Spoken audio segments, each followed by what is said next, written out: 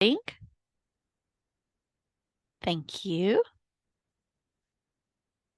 So, my name is Melissa Moon, and I will be your facilitator for today's session.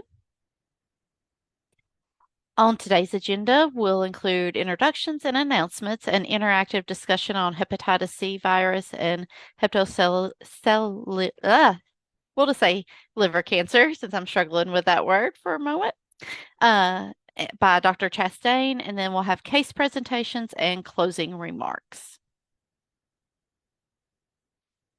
So, a few quick reminders. We need everyone to take a minute to register with our accrediting body, the Southeast AETC.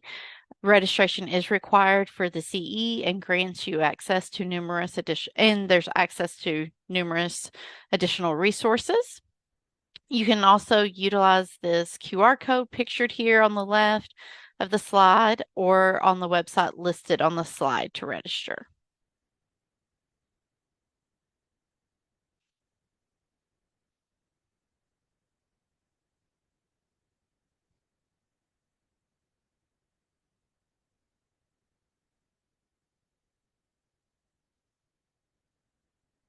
All right. So, introductions and announcements. So, first, we're going to do some in chat introductions as well, and also some brief announcements. So, please introduce yourself in the chat. Um, please include your name, your role, your organization, and whether or not this is your first ECHO session.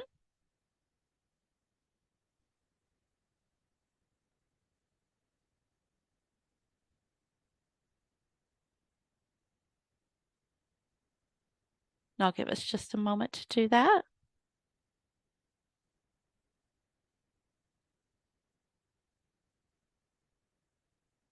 And Kimber also put the link for registration in the chat as well.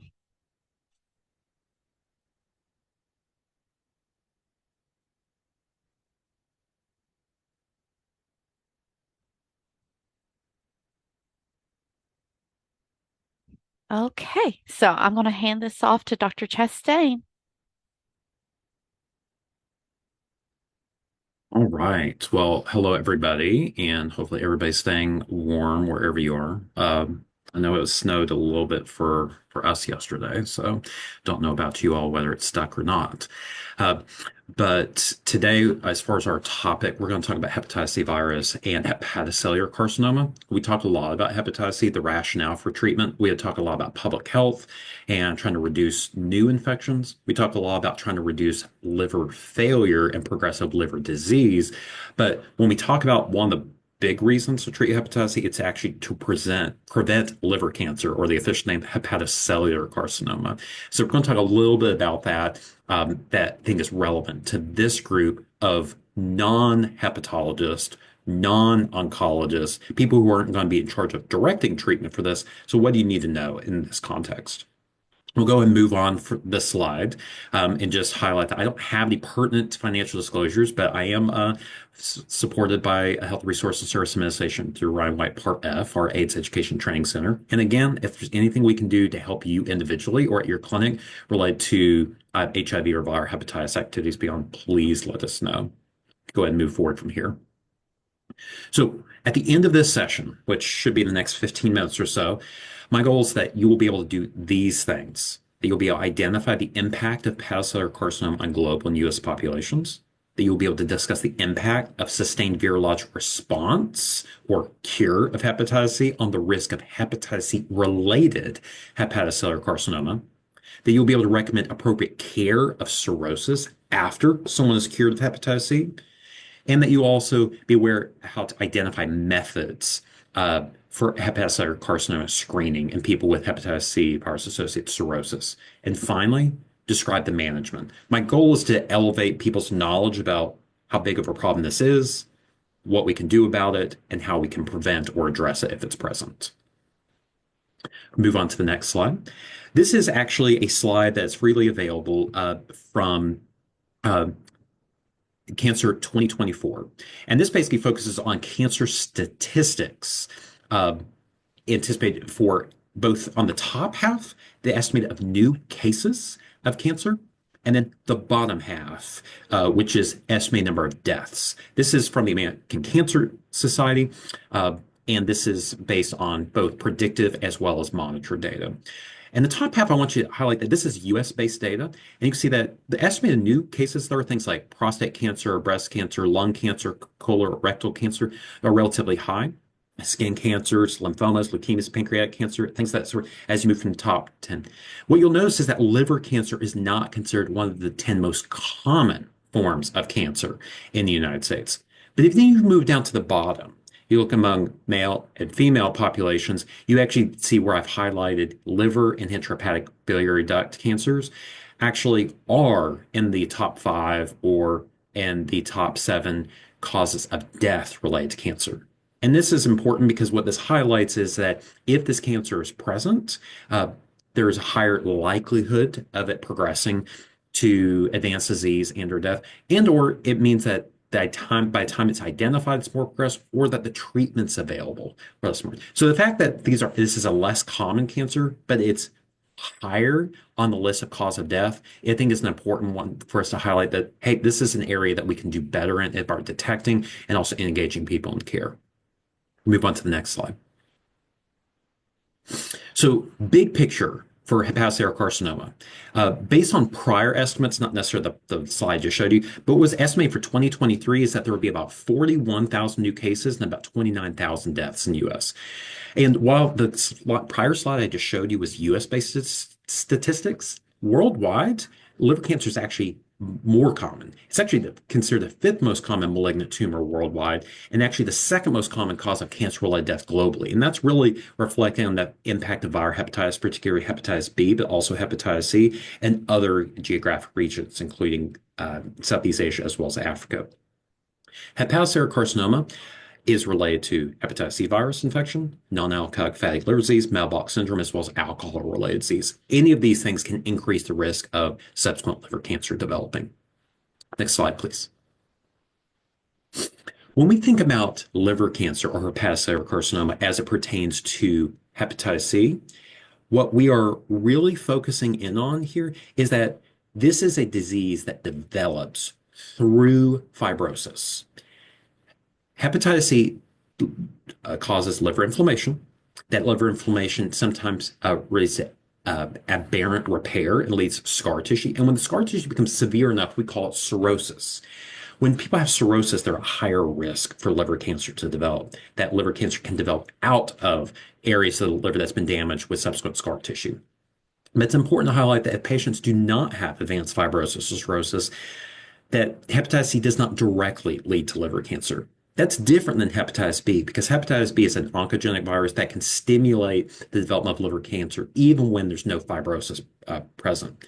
There's a variety of different things that can lead to liver cancer. And when people have hepatitis C, certain characteristics do put them at higher risk of developing liver cancer. Male sex, how long someone's had cirrhosis, if the cirrhosis is advanced so that they've got swelling of the blood vessels in their esophagus or stomach, so-called esophageal varices, if the synthetic function of the liver is low, so they have a low albumin level, specific genotypes, genotype 1b, seem to have an association for higher risk of hepatitis C-related liver cancer. And then things like diabetes, older age, alcohol consumption, smoking, obesity, all those can also contribute to the likelihood. There's no scoring system. There's nothing I can put in front of you that says like, oh, that patient A has a dramatically higher risk of liver cancer than patient B. But these are factors that might increase or decrease the likelihood of that person moving on to liver cancer in the future. Ultimately, the goal for all these folks is if we have hepatitis C identified, is to cure the hepatitis C to reduce the likelihood of progressing to advanced fibrosis or cirrhosis, and thus to reduce the likelihood of moving on to hepatocellular carcinoma. Next slide, please. Another way to look at this information is to think about, well, how are things changing as it pertains to liver cancer among people with hepatitis B and hepatitis C? And this is from a large Medicare data set, and it's a little bit more data than the incidence and prevalence data I just shared with you. And this was based on ICD-9 codes of liver cancer and hepatitis B and hepatitis C. And so between the year 2001 and 2013, among 15,000 cases of hepatocellular carcinoma within this Medicare data set, the proportion of people who had liver cancer related to hepatitis C as compared to people who just had liver cancer increased. What this really demonstrates is that hepatitis C has become a bigger driver of people developing liver cancer. And that's in part because people living with hepatitis C longer, people having cirrhosis, in that overall, the proportion of cases, if you had 100 cases of liver cancer, more of those are related to hepatitis C now than what they used to be. Move to the next slide, please. So if that's the case, if hepatitis C is a driver of fibrosis in the liver, and that fibrosis could lead to liver cancer, what does cure of hepatitis C do to reduce people's risk? Well, first of all, if someone has cirrhosis from hepatitis C, there's a 1 to 4% risk that they would develop liver cancer each year.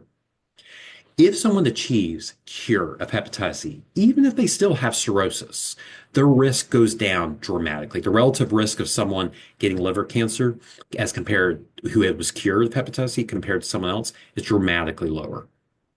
Another way to look at it is that 25,000 people with hepatitis C related cirrhosis, the rates of liver cancer were 1.5% of people annually if they had been cured of hepatitis C compared to 6% and another cohort who were not cured. So reducing the rate of new diagnosis of cancer by fourfold. And I think that's really important for us to highlight that while we can't eliminate the risk of liver cancer through curing hepatitis C, we can dramatically reduce it. Next slide, please. So if you're not an oncologist, and you're not going to treat liver cancer, if you're not a hepatologist and you're not the person who is assessing people for liver transplant and or other specific therapies, what can we do? Well, I'd come back to what we routinely talk about on this setting is, can we connect people to treatment for hepatitis C before they ever develop cirrhosis? Or even if they have cirrhosis, can we go ahead and treat them and reduce the risk? And the answer, of course, is yes. We do that and talk about that each of these sessions, about how we can facilitate treatment for hepatitis C. But I would also say that it's important for us to highlight that it's important to diagnose cirrhosis, and if it's there, to care for it appropriately. New slide, please. Or next slide, please. So remember that I mentioned to you that hepatitis C only produces liver cancer through the pathway of advanced fibrosis. So that's why it's critical, I think, when we're assessing patients up front, to assess them for cirrhosis. And we talk about this frequently. What is their FIB4 index, their AST platelet ratio index, what's their platelet count? Did they have transient elastography performed? And the reason behind this actually is less to do with what drug do we use to treat the hepatitis C. It's got more to do what other care can we provide the patient. Next slide, please. And I'm highlighting this from the bottom of the treat naive patients with compensated cirrhosis simplified guidance. If you have a person who has cirrhosis that you identified as part of their hepatitis C evaluation, the reason that's particularly important is that those patients should still be screened for hepatocellular carcinoma, even if they're cured. Ultrasound surveillance for hepatocellular carcinoma every 6 months is recommended for patients with cirrhosis. Also, upper endoscopy for esophageal varices is recommended in accordance with WSLD guidance on portal hypertensive bleeding and cirrhosis. Next slide, please. So even if you're cured, I counsel my patients that your hepatitis C antibody will be positive the rest of your life. Reinfection is possible, and that further testing in the future might require a hepatitis C RNA PCR or a similar test. But an additional part of my counseling is what's on the bottom half of the slide. We can move forward. If you have had no significant fibrosis at your baseline, patients be monitored as if they were never infected. But if patients have cirrhosis at baseline, then gastroenterology or hepatology referral for an upper endoscopy is recommended, and ongoing hepatocellular carcinoma screening is recommended. Ultrasound every 6 months, CT abdomen with triple phase contrast annually, or MRI abdomen with contrast annually are all recommended. Ultrasound with every 6 months is the preferred initial strategy by guidelines and recommendations, and it's also typically the least costly. CT abdomen with triple phase contrast, MRI abdomen with contrast are ways to help define liver lesions if they're identified, or if a patient can't have an ultrasound for some reason. But typically, those are not covered, or they're more expensive options unless an ultrasound has already been completed. You will note that here I did not list an alpha fetoprotein. I often get asked, is there data to suggest or support using a blood test to screen for hepatocellular carcinoma? And there is mixed data supporting the use of alpha fetoprotein in conjunction with imaging to screen people for liver cancer. Some hepatologists use it routinely, others use it selectively, others do not use it at all. I think it's also important to recognize that there are reasons that alpha fetoproteins can be elevated and be a false positive test, so that it's not a perfectly sensitive nor specific test, but it is a tool that can be used. Next slide, please. My goal here is not to teach you how to manage liver cancer. This is an area for specialists to manage. And indeed, if I identify liver cancer in a patient I care for, I absolutely refer them and try to get them engaged in care. But I think it's important for you to know what the different types of therapies are that can be used uh, to help support individuals. So, part of the reason about trying to diagnose liver cancer early is that if you diagnose it early, it can be cured. If it's a small enough area of the liver, it can be surgically resected. Patients can have a liver transplant, or imaging can be used to guide either chemotherapy catheters or radiofrequency ablation catheters directly to the area to essentially destroy the cancer or the blood flow to that area. And so, early stage, limited liver cancer can be cured. If patients have progressed further, then patients might get chemotherapy directly uh, given to that area of blood flow that serves that tumor. And patients who have advanced liver cancer, particularly those who have metastases outside the liver or that involve the vessels that lead to liver, might benefit from systemic therapy.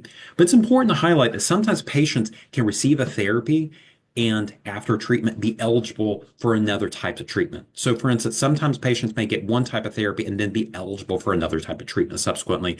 So, early detection and diagnosis can save lives, and early detection diagnosis can help patients bridge into or downstage so that they're eligible for other treatments. Next slide, please. So here's my takeaway points for you, is that liver cancer, hepatocellular carcinoma is a major cause of morbidity for people with hepatitis C associated cirrhosis globally, but also domestically. I highlighted that this is actually a very dangerous type of cancer. It's not the most common type of cancer in the United States, but it is one that's really important. We also highlighted that this is something that is related to cirrhosis in people with hepatitis C. Second major point is that cure of hepatitis C or sustained virologic response can reduce, but it can't eliminate all risk of subsequent liver cancer in patients who already have established cirrhosis. Third, diagnosis of cirrhosis and subsequent screening is essential, and that is part of the simplified guidance. We are obligated to do that as part of our initial workup. Now, again, we can't let perfect be the enemy of the good. Sometimes we have limitations in what we can obtain for people up front, and cure of hepatitis C is still critical. And so, holding off on curing someone's hepatitis C to get the perfect liver staging and assessment for possible cirrhosis is not always the right move. So I think we can work together, but I think it is important that we should try to get the best fibrosis assessment for patients possible. And then ultimately, I want people to take away, while it's not our responsibility, cure as well as treatment of hepatocellular carcinoma is possible with a multidisciplinary approach, but it starts with the diagnosis. And diagnosis through ultrasound every 6 months, CT scan with triple phase contrast once a year, or MRI with contrast once a year are standard recommendations for patients with cirrhosis, whether they have active hepatitis C or if they've been cured of hepatitis C. Next slide, I believe, is just an opportunity for questions. And so feel free to put questions into the chat box, and we'll pause here if anybody wants to come off mute and ask a verbal question.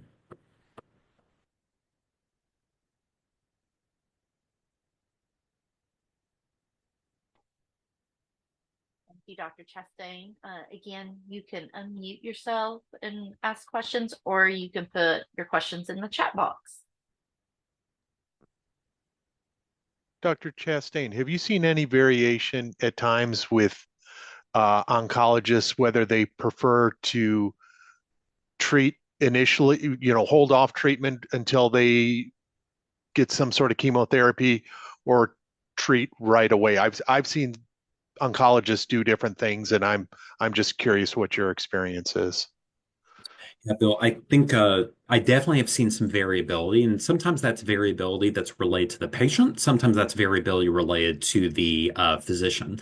Um, and so I can't comment necessarily in every situation. Whereas I also do think that the portal of entry into multidisciplinary care for these patients can lead to different assessments. And what I mean by that is that if a patient is living in a regional setting, where they can access an oncologist relatively easily, but they can't access multidisciplinary assessment with an interventional radiologist, transplant surgeon, and a transplant center.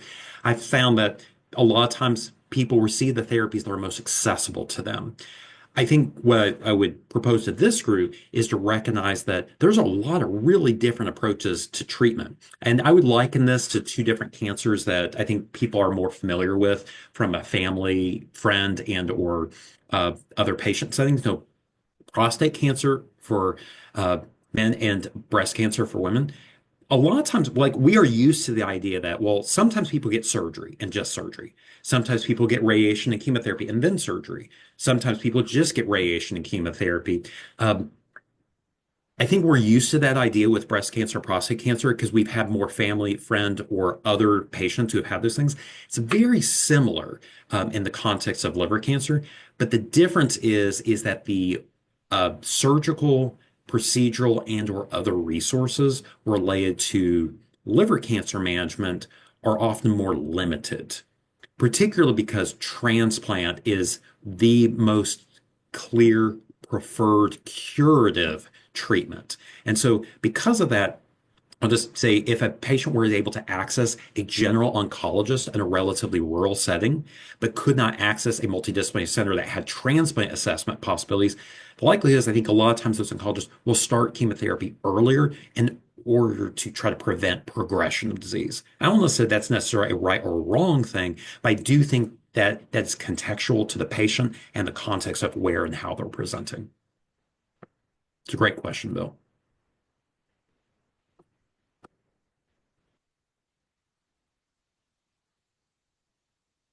Other questions, either in the chat box or online? Is the treatment plan also going to be affected by the patient's sobriety? I think there's some rules in terms of transplants, at least in some states, regarding that. Brenda, that's a great question. And so, question about would other factors for the patient have impact on what therapies that are available? And I think that's generally true because we could just say writ large, other comorbid conditions might make someone a better or worse candidate for something like a specific type of chemotherapy or medical management. But I think in this particular case, it's really important to highlight that social as well as other comorbid factors have a huge impact on transplant eligibility. When someone is to be listed for a transplanted organ, whether it be a kidney for kidney disease, whether it be a liver for liver cancer, whether it be another organ, one of the goals is to ensure that that person is going to benefit and likely to do well over the long term. One of those aspects is there anything about their medical condition currently or their social condition that would tell us that they might be at higher risk than average to either have rejection, organ failure, or other complications?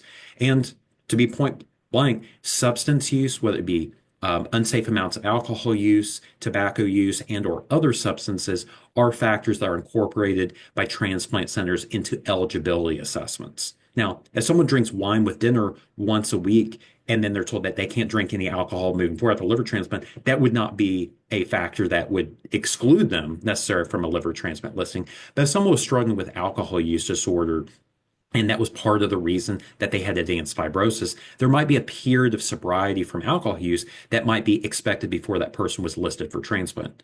Or if a person is actively struggling with other forms of substance use disorder, whether it be opioid use, amphetamine use, or other factors, that might be another factor that might be considered about the medical safety of introducing a transplant and or the likelihood of a good outcome because of adherence, follow-up, and or other concerns. So sobriety, substance use, as well as other comorbid conditions, as well as factors like family support, social support, financial resources and support, are all factors that are incorporated by transplant centers looking through a lens of, is this a person who's going to maximally benefit through going through a transplant? And if not, is there another candidate who could also benefit from this organ but might do better over the long term? And I think that's the the troubling part, because where we are with transplant medicine is that there typically are fewer organs available for organ transplant than people who could benefit. And since there is a limited resource, there is an element of competition, whether overtly stated or not, that we want to make sure we're distributing those resources as effectively as possible. And so a candidate who has all the exact same factors as another person, except that they don't have a medical condition that might put them at risk for organ rejection or failure, that person's probably going to be less appealing to maximally benefit from a transplant than someone else.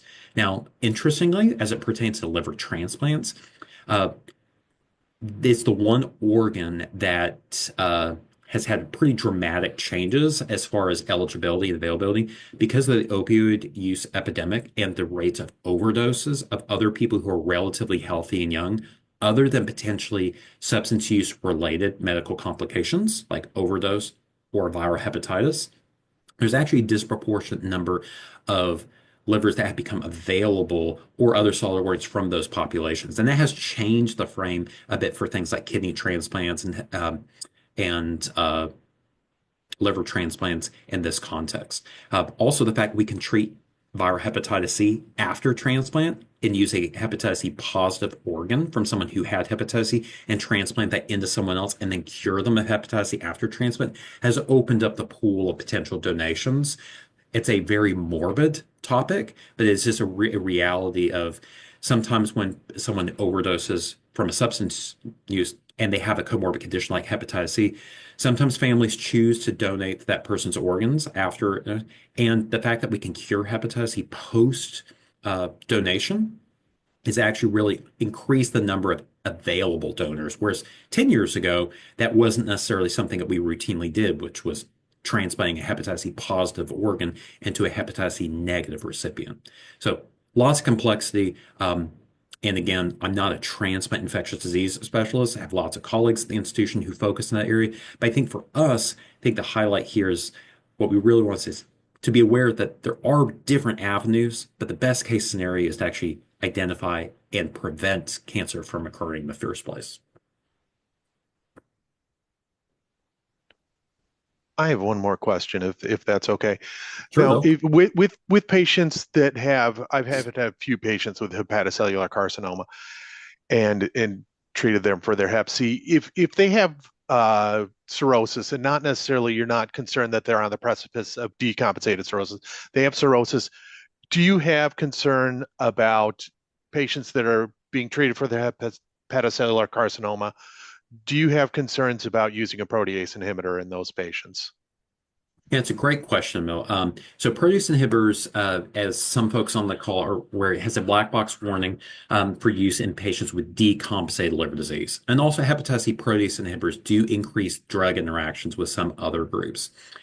However, having liver cancer, while it typically is a sign of advanced fibrosis, it's not necessarily a sign of decompensated disease. So if the patient has no other element of decompensated liver failure, they have normal albumin, they don't have hepatic encephalopathy, they don't have ascites unless it's malignant ascites from the cancer, then I will consider using a protease inhibitor, provided there aren't other reasons not to use it, such as drug-drug interaction with chemotherapy or other aspects. So I think it is a tool. I will say that when uncertain, a lot of people trend towards using a sofosbuvir-based regimen. For patients with decompensated liver disease, sofosbuvir valproate is generally considered a safer or a recommended option for patients with decompensated disease. And there are cases that are kind of in between. Patient with liver cancer have other factors. It's hard to tease out. So when push comes to shove, I might be more likely to use a sofosbuvir-based regimen in that context. But you can definitely use a protease inhibitor-based regimen in a patient with liver cancer if there aren't drug interactions and if they're compensated. Great questions. I'll pass it back to you so we can move on to some cases.